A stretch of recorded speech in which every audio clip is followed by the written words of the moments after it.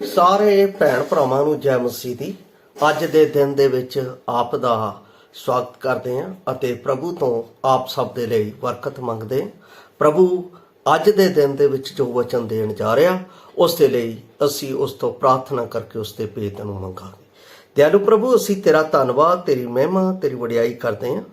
ਤੂੰ ਕਿਰਪਾ ਦਾ ਸਾਗਰ, ਦਇਆ ਦਾ ਖਣੀ ਅਤੇ ਸਾਡੇ ਜੀਵਨਾਂ ਦੇ ਵਿੱਚ ਰਾਜ ਕਰਨ ਵਾਲਾ ਪ੍ਰਭੂ ਯਿਸੂ ਮਸੀਹ ਦੇ ਵਿੱਚ ਆਪਣੇ ਰਾਹਾਂ ਦੇ ਵਿੱਚ ਸਾਨੂੰ ਲੈ ਕੇ ਚੱਲਣ ਵਾਲਾ ਪ੍ਰੇਮੀ ਪਰਮੇਸ਼ਰ ਹੈ। ਅਸੀਂ ਉਸ ਦੇ ਲਈ ਤੇਰਾ ਧੰਨਵਾਦ ਕਰਦੇ ਹਾਂ। ਅੱਜ ਦੇ ਵਚਨ ਨੂੰ ਜੋ ਤੂੰ ਸਾਨੂੰ ਸਿਖਾਉਣ ਜਾ ਰਿਹਾ ਉਸ ਨੂੰ ਸਮਝਣ ਅਤੇ ਬੁੱਝਣ ਅਤੇ ਉਸ ਦੇ ਉੱਤੇ ਚੱਲਣ ਦੇ ਲਈ ਆਪਣੀ ਸਾਮਰਥ ਦੇ, ਤਾਂ ਕਿ ਤੇਰੇ ਨਾਮ ਦੀ ਵਡਿਆਈ ਹੋ ਸਕੇ। ਸਾਰਾ ਆਦਰ ਮਾਨ ਆਪ ਨੂੰ ਦਿੰਦੇ ਹੋਏ ਬੇਨਤੀ ਮੁਕਤੀ ਦਾ ਤੇ ਪ੍ਰਭੂ ਯਿਸੂ ਮਸੀਹ ਦੇ ਪਵਿੱਤਰ ਤੇ ਸਮਰਥੀ ਨਾਮ ਵਿੱਚ ਹੁਕਮ ਮੰਗਦੇ ਹਾਂ, ਆਮੀਨ। ਪਿਆਰੇ ਅਜ਼ੀਜ਼, ਅੱਜ ਦਾ ਜੋ ਵਚਨ ਦਾ ਮੈਂ ਭਾਗ ਲਿਆ ਹੈ ਉਹ ਦਾਨੀਅਲ ਦੀ ਪੁਸਤਕ, ਉਸ ਦਾ 2 ਅਧਿਆਏ, ਉਸ ਦੀ 28 ਤੋਂ ਲੈ ਕੇ 30 ਆਇਤਾਂ ਤੱਕ ਦਾ ਮੈਂ ਲਿਆ ਹੈ। ਔਰ ਇਸ ਦਾ ਜੋ ਵਿਸ਼ਾ ਹੈ ਉਹ ਹੈ ਪਰਮੇਸ਼ਰ ਆਪਣੇ ਚੁਣੇ ਹੋਇਆਂ ਤੇ ਆਪਣੇ ਭੇਤ ਪ੍ਰਗਟ ਕਰਦਾ ਹੈ। ਪਰਮੇਸ਼ਰ ਆਪਣੇ ਚੁਣੇ ਹੋਇਆਂ ਤੇ ਆਪਣੇ ਭੇਤ ਭਾਵ ਆਪਣੇ ਸੀਕ੍ਰੇਟ ਪ੍ਰਗਟ ਕਰਦਾ ਹੈ। ਇੱਥੇ ਮੈਂ ਆਪ ਦੇ ਲਈ ਪੜ੍ਹ ਰਿਹਾ ਹਾਂ, ਇਹ ਦਾਨੀਅਲ ਨਬੀ ਦੀ ਪੁਸਤਕ ਹੈ, 2 ਅਧਿਆਏ। ਔਰ ਇੱਥੇ ਰਾਜਾ ਅਰਯੋਕ ਜਿਹੜਾ ਹੈ ਉਸ ਨੂੰ ਇੱਕ ਸੁਪਨਾ ਆਇਆ ਹੈ।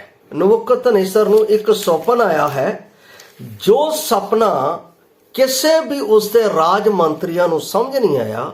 ਤਦ ਉਹਨਾਂ ਨੇ ਦਾਨੀਅਲ ਨੂੰ ਬੁਲਾਇਆ ਕਿ ਉਹ ਇਸ ਦਾ ਭੇਤ ਅਤੇ ਸੀਕ੍ਰੇਟ ਪ੍ਰਗਟ ਕਰ ਸਕੇ। ਦਾਨੀਅਲ ਉਹ ਜੋ ਪਰਮੇਸ਼ਰ ਦਾ ਚੁਣਿਆ ਹੋਇਆ ਸੀ, ਦਾਨੀਅਲ ਉਹ ਜਿਸ ਨੂੰ ਪਰਮੇਸ਼ਰ ਨੇ ਬੁਲਾਇਆ ਸੀ, ਦਾਨੀਅਲ ਉਹ ਜਿਸ ਨੇ ਪਰਮੇਸ਼ਰ ਨੂੰ ਆਪਣੇ ਜੀਵਨ ਦੇ ਵਿੱਚ ਆਪਣਾ ਆਦਰ ਮਾਨ ਅਤੇ ਸਵਾਭਿਮਾਨ ਦਿੱਤਾ ਸੀ।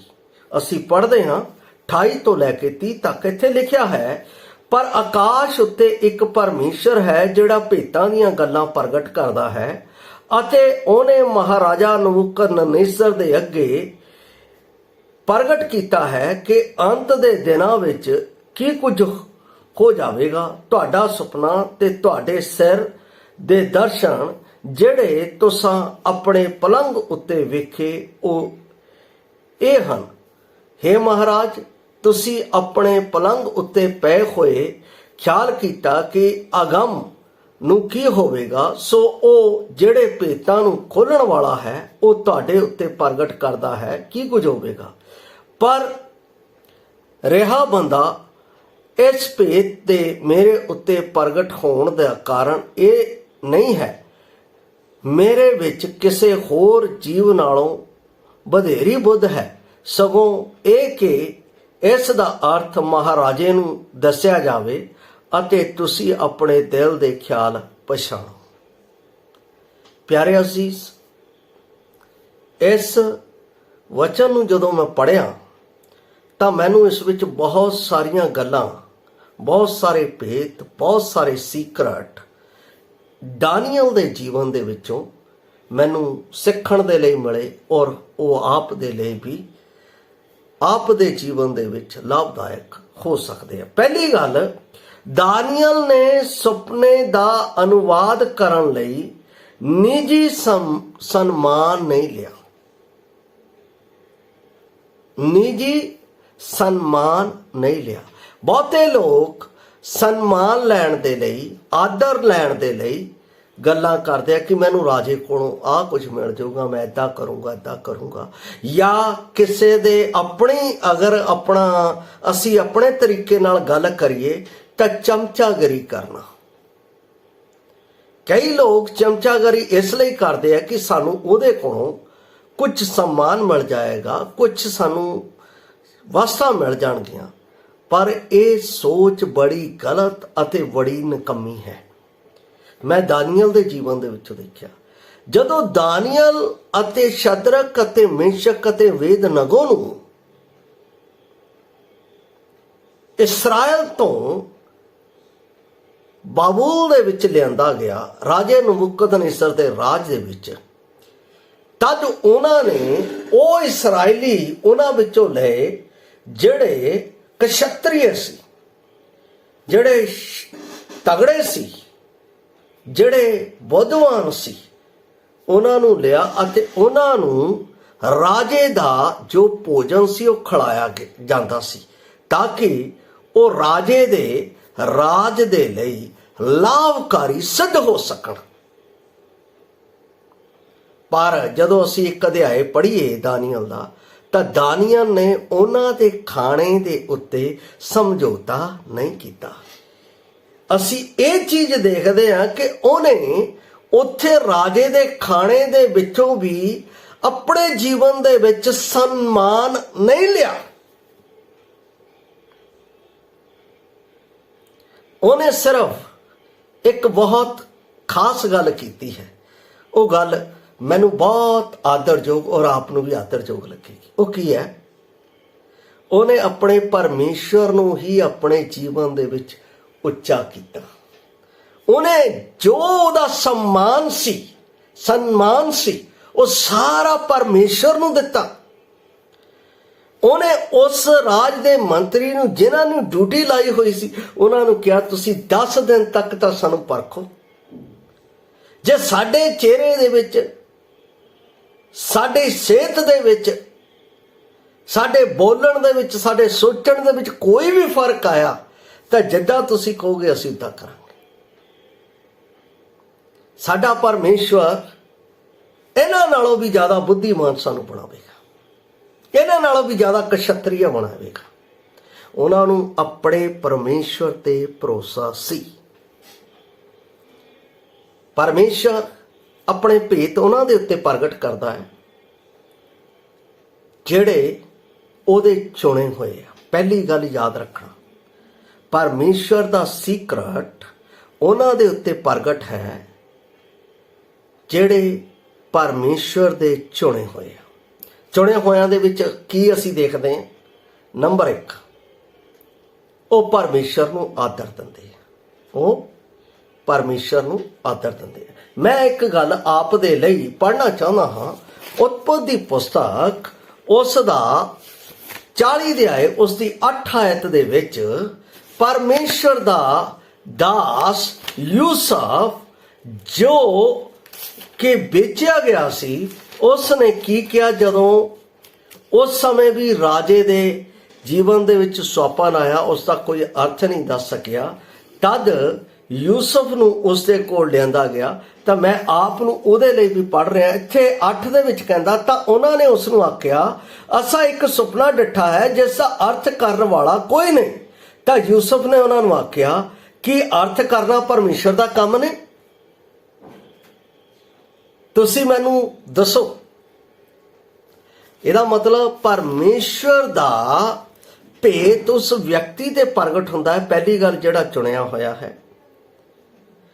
ਦੂਸਰੀ ਗੱਲ, ਜਿਹੜਾ ਪਰਮੇਸ਼ਰ ਦਾ ਭੈ ਆਪਣੇ ਜੀਵਨ ਵਿੱਚ ਰੱਖਦਾ ਹੈ।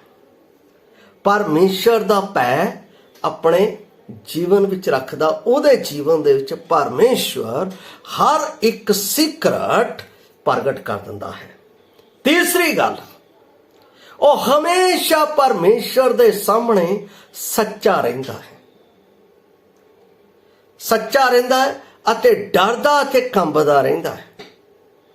ਇਸ ਗੱਲ ਦੇ ਲਈ ਵੀ ਮੈਂ ਪਰਮੇਸ਼ਰ ਦਾ ਵਚਨ ਜ਼ਬੂਰਾਂ ਦੀ ਪੁਸਤਕ ਉਸ ਦਾ 4 ਅਧਿਆਏ ਆਪ ਦੇ ਲਈ ਪੜ੍ਹ ਰਿਹਾ ਹਾਂ। 4 ਦੀ 4 ਦੇ ਵਿੱਚ ਇਸ ਤਰ੍ਹਾਂ ਲਿਖਿਆ ਹੋਇਆ ਹੈ। 4 ਦੀ 4 ਮੈਂ ਆਪ ਦੇ ਲਈ ਪੜ੍ਹ ਰਿਹਾ ਹਾਂ।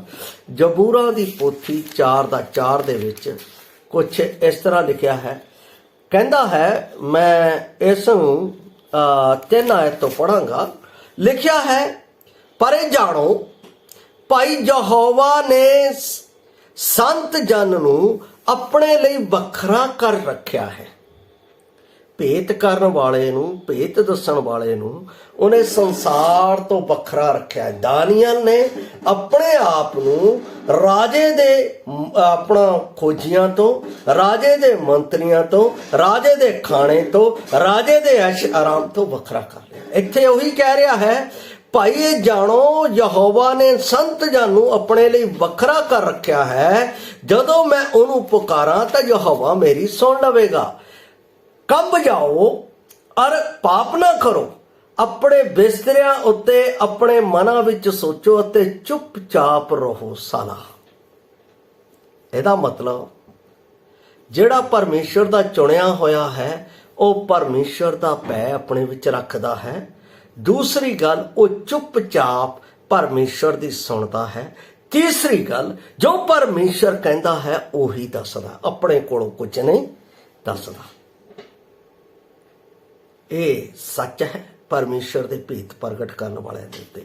ਔਰ ਪਰਮੇਸ਼ਰ ਜਦੋਂ ਭੇਤ ਪ੍ਰਗਟ ਕਰਦਾ ਹੈ ਤਾਂ ਮੈਂ ਉਤਪਤੀ ਪੁਸਤਕ 18 ਦੇ ਵਿੱਚ ਫੇਰ ਜਾਵਾਂਗਾ, ਜਿੱਥੇ ਪਰਮੇਸ਼ਰ ਅਬਰਾਹਮ ਦੇ ਨਾਲ ਗੱਲ ਕਰਦਾ ਹੋਇਆ ਨਜ਼ਰ ਆਉਂਦਾ। ਮੈਂ ਉਹ ਵੀ ਆਪ ਦੇ ਨਾਲ ਪੜ੍ਹ ਰਿਹਾ ਹਾਂ ਤਾਂ ਕਿ ਅਸੀਂ ਪਰਮੇਸ਼ਰ ਦੀ ਉਸ ਸੱਚਾਈ ਨੂੰ, ਜਿੱਥੇ ਪਰਮੇਸ਼ਰ ਨੇ ਸਦੂਮ ਅਤੇ ਅਮੋਰਾ ਨੂੰ ਨਾਸ਼ ਕੀਤਾ ਸੀ, ਉਹ ਨਾਸ਼ ਕਰਨ ਤੋਂ ਪਹਿਲਾਂ ਪਰਮੇਸ਼ਰ ਨੇ ਆਪਣੇ ਦਾਸ ਅਬਰਾਹਮ ਦੇ ਨਾਲ ਗੱਲ ਕੀਤੀ ਔਰ ਉੱਥੇ ਪਰਮੇਸ਼ਰ ਨੇ ਸਾਫ਼ ਰੀਤੀ ਨਾਲ ਉਹਨੂੰ ਕਿਹਾ। ਜਦੋਂ ਕਿਹਾ ਤਾਂ ਕੀ ਕਿਹਾ? 18 ਦੀ 17 ਚ ਪਰਮੇਸ਼ਰ ਦਾ ਚੁਣਿਆ ਹੋਇਆ ਅਬਰਾਹਮ ਸੀ। ਪਰਮੇਸ਼ਰ ਨੇ ਕੀ ਕਿਹਾ 17? ਤਾਂ ਯਹੋਵਾ ਨੇ ਆਖਿਆ, ਮੈਂ ਅਬਰਾਹਮ ਤੋਂ ਉਹ ਜੋ ਮੈਂ ਕਰਨ ਨੂੰ ਹਾਂ ਕਿਉਂ ਲੁਕਾਵਾਂ? ਪਰਮੇਸ਼ਰ ਆਪਣੇ ਚੁਣੇ ਹੋਏ ਤੋਂ ਕੁਝ ਵੀ ਗੁਪਤ ਨਹੀਂ ਰੱਖਦਾ। ਆਪਣੇ ਚੁਣੇ ਹੋਏ ਤੇ ਸਾਰੇ ਭੇਤ, ਚਾਹੇ ਉਹ ਕਿਸੇ ਦੇ ਰਾਹੀਂ ਹੈ ਜਾਂ ਕਿਸੇ ਤਰੀਕੇ ਦੇ, ਉਹਨਾਂ ਸਭਨਾਂ ਨੂੰ ਉਹ ਪ੍ਰਗਟ ਕਰਦਾ ਹੈ। ਦਾਨੀਅਲ ਨਬੀ ਦੇ ਵਿੱਚ ਇਹੋ ਗੱਲ ਪਰਮੇਸ਼ਰ ਨੇ ਦਾਨੀਅਲ ਦੇ ਜੀਵਨ ਦੇ ਵਿੱਚ ਪ੍ਰਗਟ ਕੀਤੀ। ਦਾਨੀਅਲ ਨੇ ਰਾਜੇ ਤੋਂ ਕੋਈ ਵੀ ਸਨਮਾਨ ਆਪਣੇ ਜੀਵਨ ਦੇ ਵਿੱਚ ਨਹੀਂ ਲਿਆ। ਸਾਰਾ ਆਦਰ, ਸਾਰਾ सम्मान, ਸਾਰੀ ਮਹਿਮਾ, ਸਾਰਾ ਆਦਰ ਪਰਮੇਸ਼ਰ ਨੂੰ ਹੀ ਉਸਨੇ ਦਿੱਤਾ। ਹੁਣ ਇੱਥੇ ਦੂਸਰੀ ਗੱਲ ਮੈਂ ਆਪ ਨੂੰ ਪ੍ਰਗਟ ਕਰਨ ਜਾ ਰਿਹਾ।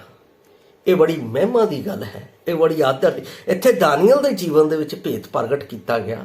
ਦਾਨੀਅਲ ਦੇ ਜੀਵਨ ਦੇ ਰਾਹੀਂ ਇਸ ਰਾਜੇ ਨੂੰ ਸਾਰਾ ਕੁਝ ਦੱਸਿਆ ਗਿਆ ਕਿ ਇਸ ਸੌਂਪਣ ਦਾ ਕੀ ਅਰਥ ਹੈ। ਇੱਕ ਵਾਰ ਨਹੀਂ, 2 ਵਾਰ ਦੱਸਿਆ ਗਿਆ। 2 ਵਾਰ ਇਸ ਗੱਲ ਨੂੰ ਦੱਸਿਆ ਗਿਆ। ਪਰ ਇਸ ਦੇ ਦੱਸਣ ਦੇ ਵਿੱਚ ਪਰਮੇਸ਼ਰ ਦਾ ਕਾਰਨ ਕੀ ਸੀ, ਮੈਂ ਆਪ ਨੂੰ ਉਹ ਵੀ ਦੱਸਣਾ ਚਾਹੁੰਦਾ। ਆਮੋਸ ਦੀ ਪੁਸਤਕ ਜਦੋਂ ਪੜ੍ਹਦੇ ਹਾਂ ਤਾਂ ਉਸ ਵਿੱਚ ਪਰਮੇਸ਼ਰ ਇੱਕ ਹੋਰ ਭੇਤ ਦੀ ਗੱਲ ਇਸ ਜਗ੍ਹਾ ਦੇ ਉੱਤੇ ਦੱਸਦਾ ਹੈ। 4 ਦੀ 13 ਜਿਹੜੀ ਮੈਂ ਆਪ ਦੇ ਲਈ ਪੜ੍ਹਨ ਜਾ ਰਿਹਾ। ਆਮੋਸ ਦੀ ਪੁਸਤਕ ਉਸ ਦਾ 4 ਦਾ 13 ਦੇ ਵਿੱਚ ਇਸ ਤਰ੍ਹਾਂ ਲਿਖਿਆ ਹੈ, ਤਾਂ ਵੇਖੋ ਪਹਾੜਾਂ ਦਾ ਸਾਜਣ ਵਾਲਾ, ਪਾਉਣ ਦਾ ਕਰਤਾ, ਜੋ ਆਦਮੀ ਨੂੰ ਉਹਦਾ ਵਿਚਾਰ ਦੱਸਦਾ ਹੈ, ਸਵੇਰ ਦੇ ਹਨੇਰੇ ਦਾ ਬਣਾਉਣ ਵਾਲਾ, ਜੋ ਧਰਤੀਆਂ ਦੀ ਉਚਾਈਆਂ ਉੱਤੇ ਚੱਲਦਾ ਹੈ, ਸੈਨਾ ਦਾ ਪਰਮੇਸ਼ਰ ਉਹਦਾ ਨਾਮ ਹੈ। ਕੀ ਲਿਖਿਆ ਹੈ? ਆਦਮੀ ਨੂੰ ਉਹਦਾ ਵਿਚਾਰ ਦੱਸਦਾ ਹੈ। ਨਬੂਕਦਨੇਸਰ ਨੂੰ ਕੀ ਸੁਪਨਾ ਆਇਆ? ਪਰਮੇਸ਼ਰ ਨੇ ਉਹ ਚੀਜ਼ ਕਿਉਂ ਦੱਸੀ? ਉਸ ਦਾ ਰੀਜ਼ਨ ਕੀ ਸੀ? ਉਸ ਅਕਾਲ ਦਾ ਪੈਣ ਦਾ ਕਾਰਨ ਕੀ ਸੀ? ਉਹ ਉਸਨੇ ਆਪਣੇ ਦਾਸ ਦਾਨੀਅਲ ਦੇ ਰਾਹੀਂ ਉਜਾਗਰ ਕੀਤਾ। ਉਹ ਜਿਹੜਾ ਪਰਮੇਸ਼ਰ ਦੇ ਨਾਲ ਚੱਲਦਾ ਹੈ, ਉਹ ਜਿਹੜਾ ਪਰਮੇਸ਼ਰ ਦੀ ਸੁਣਦਾ ਹੈ, ਉਹ ਜਿਹੜਾ ਪਰਮੇਸ਼ਰ ਦਾ ਆਗਿਆਕਾਰੀ ਹੈ, ਉਹ ਜਿਸ ਦੇ ਵਿੱਚ ਪਰਮੇਸ਼ਰ ਦਾ ਭੈ ਹੈ, ਉਸ ਦੇ ਉੱਤੇ ਪਰਮੇਸ਼ਰ ਦਾ ਸੀਕ੍ਰੇਟ ਭੇਤ ਪ੍ਰਗਟ ਹੁੰਦਾ ਹੈ। ਔਰ ਉਹ ਜਿਹੜੇ ਪਰਮੇਸ਼ਰ ਦੇ ਬੰਦੇ ਹੈ ਜਿਨ੍ਹਾਂ ਦੇ ਉੱਤੇ ਭੇਤ ਪ੍ਰਗਟ ਹੋਇਆ ਹੈ, ਉਹਨਾਂ ਨੇ ਆਪਣੇ ਜੀਵਨ 'ਚ ਕਦੇ ਵੀ ਇਸ ਗੱਲ ਦਾ ਸਨਮਾਨ ਆਪਣੇ ਜੀਵਨ 'ਚ ਕਦੇ ਨਹੀਂ ਲਿਆ। ਇੱਥੇ ਮਾੜਾ ਜਿਹਾ ਕੋਈ ਉਪਕਾਰ ਕਰ ਦਿੰਦਾ, ਸੁਣਾਉਂਦੇ ਨਹੀਂ ਆਖਦਾ, ਮੈਂ ਏਦਾਂ ਕੀਤਾ ਸੀ ਜੀ, ਮੈਂ ਉਦਾਂ ਕੀਤਾ, ਮੈਂ ਉਹ ਕੀਤਾ ਸੀ, ਮੈਂ ਆਹ ਕੀਤਾ ਸੀ। ਔਰ ਉਹ ਕਰਦੇ ਹੈ। ਕਈ ਲੋਕ ਤਾਂ ਇਸ ਤਰੀਕੇ ਨੂੰ ਚਮਚਾਗਰੀ ਦੇ ਨਾਲ ਪ੍ਰਗਟ ਕਰਕੇ ਉਹਨਾਂ ਦੇ ਜੀਵਨ ਦੇ ਵਿੱਚ ਹਮੇਸ਼ਾ ਇਹ ਗੱਲਾਂ ਉਹਨਾਂ ਨੂੰ ਦੱਸਦੇ ਰਹੇ, ਮੈਂ ਤੇਰੇ ਲਈ ਇਦਾਂ ਕੀਤਾ ਸੀ। ਇਹ ਨਹੀਂ ਦੱਸਦੇ ਕਿ ਪਰਮੇਸ਼ਰ ਨੇ ਮੇਰੇ ਲਈ ਇਦਾਂ ਕੀਤਾ। ਮੈਨੂੰ ਇੱਕ ਗੱਲ ਚੇਤਾ ਆਉਂਦੀ ਹੈ, सम्मान दी। जदों अलीशा दे कोल नामान आया, अलीशा ने नामान नूं कहा, जिहड़ा कोढ़ दे नाल भरिया होया सी, जिहड़ा एक छोटी बच्ची दे मुख तो अपनी पत्नी दे राही ये सुन के आया कि इसराइल दे विच इक नबी है जिहड़ा इस बीमारी नूं ठीक कर सकता है जे चाहे। क्या अते अलीशा ने उन्हें कहा, जाके पानी दे विच डुबकी ला। उन्हें डुबकी लाई अते चंगा हो गया। 7 वार डुबकी लाने तो बाद चंगा हो गया। अते उन्हें अलीशा नूं बहुत सम्मान देने की कोशिश की, पर अलीशा ने एक भी वस्त, एक भी चीज उत्थों नहीं ली। उन्हें उस परमेश्वर का ही आदर किया। मेरे प्यारे असीज, मेरे भाई अते भैन, जे आप दे जीवन दे विच एक काम हुंदा है तो आदर परमेश्वर का ही करो। हुण मैं आदर का एक भेत आप नूं दस के इस वचन नूं समाप्त करांगा। वो भेत है यूहन्ना दी अंजील उस दे 15 अध्याय दे विच परमेश्वर पुत्र ने प्रगट मेरे अते आप दे लई कीता है। क्योंकि मैं आप नूं दस्सिया परमेश्वर अपने चुने होए ते अपने भेत प्रगट करता है। जदों मैं 15 अध्याय दे विच जाना हाँ तो उस दे 15 आयत दे विच लिखिया है, कहंदा हुण तो मैं अगे तुहानू दास नहीं आखांगा। क्यों? हुण तो अगों मैं तुहानू दास नहीं आखां, क्यों? जो दास नहीं जानदा भाई उहदा मालक की करदा है। पर मैं तुहानू मित्र करके आख्या है, क्योंकि मैं जो कुछ अपने पिता कोलों सुनिया सो सब तुहानू दस दिता है। परमेश्वर पुत्र ने परमेश्वर दा सारा सीक्रेट जो गुप्त सी मेरे जीवन दे विच अपने कुर्बानी दे राही प्रगट कर दिता। उसने सीक्रेट की प्रगट किया? परमेश्वर दे प्यार दा, जिसनों असीं जानते नहीं सी, जिसनों असीं समझते नहीं सी, जिस दे बारे साडे जीवन दे विच असीं सोचदे ही परमेश्वर बड़ा भयानक है, असीं सोचदे ही परमेश्वर बड़ा क्रूर है, असीं सोचदे ही परमेश्वर बड़ी सजा देने वाला है, असीं सोचदे ही परमेश्वर बड़ा निर्दयी है, असीं सोचदे सी परमेश्वर मनुखां दी चिंता नहीं करता। ये सवाल मेरे अते आप दे जीवन च सी। जदों वो मुक्तिदाता इस दुनिया दे विच आया, उसने मेरे अते आप दे लई इस धरती दे उत्ते परमेश्वर दे भेत नूं, वो भेत जिहड़ा सृष्टि दे आरंभ तो मेरे लई गुप्त सी, अपने पुत्र दे विच प्रगट कीता। ओ सी परमेश्वर दा अगापे प्रेम, जिहड़ा कदे खत्म होने वाला नहीं, जिहड़ा हमेशा हमेशा हमेशा तक मेरे नाल रहने वाला है। ਉਹਦੇ वचन च लिखिया है, धरती आकाश टाल जाणगे पर मेरा वचन, मेरा प्रेम, मेरा आनंद, मेरी खुशी, मेरा जीवन कदे समाप्त नहीं होवेगा। ਉਹ सीक्रेट जिहड़ा मेरे अते आप दे विच एक दीवार बन के पिया होया सी पाप दे कारण, उस पाप नूं परमेश्वर ने अपने पुत्र की कुर्बानी दे राही मेरे जीवन दे विचों दूर कर दिता। क्यों?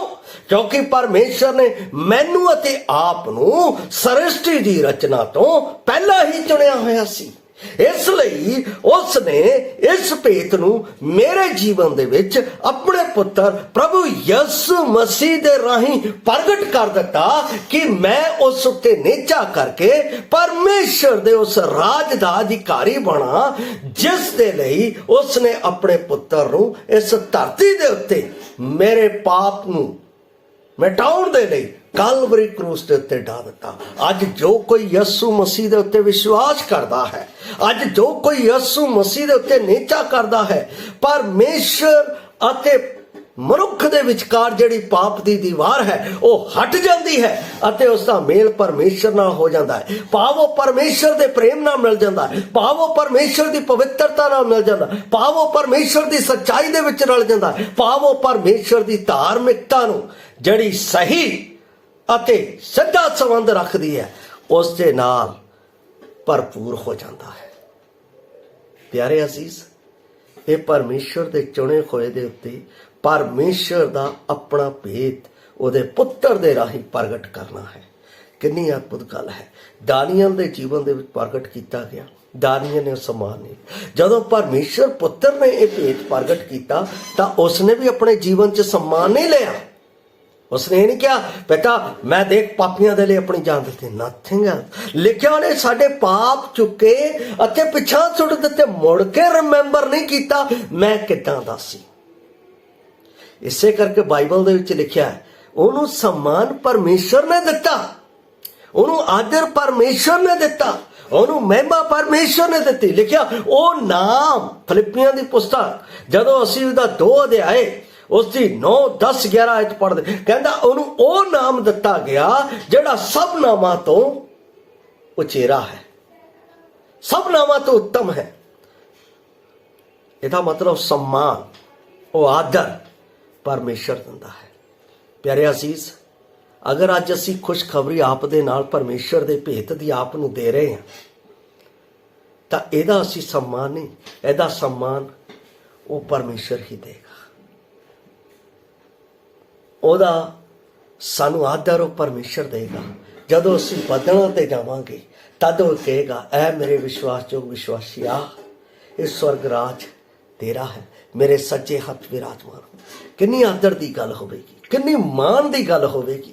ਜਿਸ ਪਰਮੇਸ਼ਰ ਨੇ ਮੇਰੇ ਵਿੱਚ ਆਪਣੇ ਪਿਆਰੇ ਪੁੱਤਰ ਦੇ ਰਾਹੀਂ ਆਪਣੇ ਭੇਤ ਨੂੰ ਉਹਦੇ ਨਾਲ ਮਿਲਾਉਣ ਦੇ ਲਈ ਪ੍ਰਗਟ ਕੀਤਾ, ਉਹ ਕਿੰਨਾ ਆਦਰਯੋਗ ਹੋਵੇਗਾ, ਕਿੰਨਾ ਮਹਿਮਾ ਦੇ ਯੋਗ ਹੋਵੇਗਾ।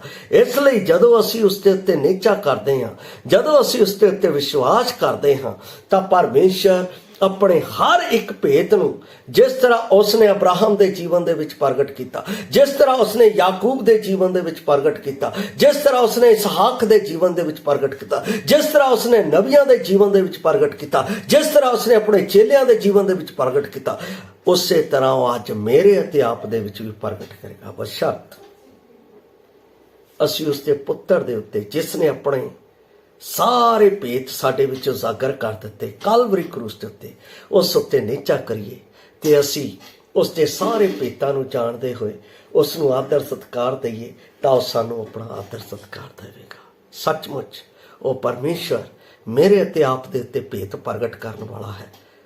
ਤੁਸੀਂ ਜੇ ਉਸ ਭੇਤ ਨੂੰ ਜਾਣ ਲਿਆ ਹੈ ਤਾਂ ਦੂਸਰਿਆਂ ਨੂੰ ਵੰਡ ਦਿਓ, ਜੇ ਨਹੀਂ ਜਾਣਿਆ ਹੈ ਤਾਂ ਵਿਸ਼ਵਾਸ ਕਰੋ ਤਾਂ ਉਹ ਆਪਣੇ ਸਾਰੇ ਭੇਤ ਅਤੇ ਸਿਕਰਟ ਤੁਹਾਡੇ ਉੱਤੇ ਪ੍ਰਗਟ ਕਰ ਦੇਵੇਗਾ। ਪ੍ਰਭੂ ਆਪ ਨੂੰ ਇਸ ਵਚਨ ਦੇ ਨਾਲ ਆਸ਼ੀਸ਼ ਦੇਵੇ। ਜੈ ਮਸੀਹ ਦੀ। ਮਾਰਾਨਾਥਾ।